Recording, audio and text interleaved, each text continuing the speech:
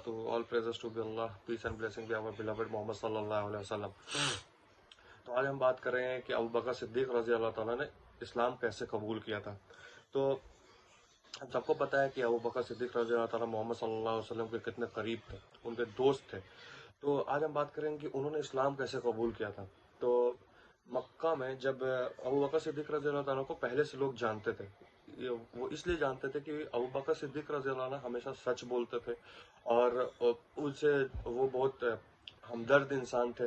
वो बहुत जब भी बोलते, जब फैसला करते थे न्याय से फैसला करते थे, मतलब उनसे उनसे बहुत से लोग सलाह लेने के लिए भी जाते थे और उनसे बहुत सारे मक्का के लोग थे सलाह पूछने जाते थे, कुछ भी होता था उनसे सलाह लेने के लिए जाते थे।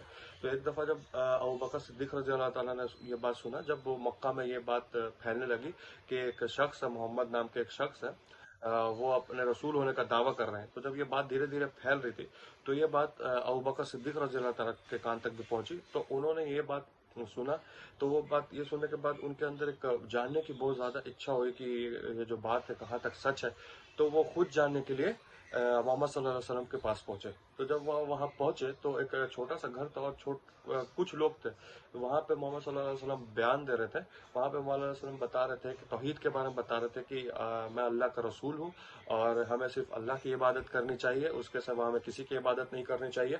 तो मोहम्मद सल्लल्लाहु अलैहि वसल्लम तौहीद के बारे में बता रहे थे, इक्वालिटी के बारे में बता रहे थे और वो बता रहे थे कि हमें जेनरस रहना चाहिए, विजडम के बारे में बता रहे थे। मतलब हमें बताया था कि हमें कितना हमदर्द रहना चाहिए, हमें लोगों के साथ कितना पीसफुली रहना चाहिए। तौहीद का दावा दे रहे थे। फिर वो बहुत चीज़ वो बता रहे थे, इक्वालिटी की बात कर रहे थे, जस्टिस का बात कर रहे थे, मतलब न्याय का बात कर रहे थे कि जो भी हमें किसी के दरमियान अगर फैसला करना हो तो न्याय से करना चाहिए, सच से करना चाहिए। ये सब चीज़ जब वो बता रहे थे तो अबू बकर सिद्दीक रज़ी अल्लाह तो पूरे ध्यान से सुन रहे थे। वो जब वो मोहम्मद सल्लल्लाहु अलैहि वसल्लम पूरा बयान दे रहे थे तो अबू बकर सिद्दीक रज़ी अल्लाह एक एक चीज़ पूरे ध्यान से सुन रहे थे।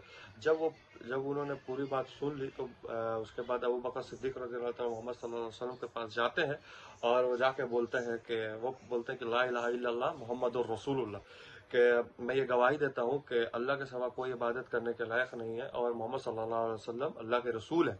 तो जब ये बात उन्होंने बोला और उसके बाद उन्होंने इस्लाम कबूल किया, उसके बाद हम सबको पता है कि अबू बकर सिद्दीक रज़ी अल्लाह ताला इस्लाम के लिए और उन्होंने कितनी कुर्बानियाँ दी हैं, उन्होंने जान से, उन्होंने माल से बहुत कुर्बानियाँ दी हैं।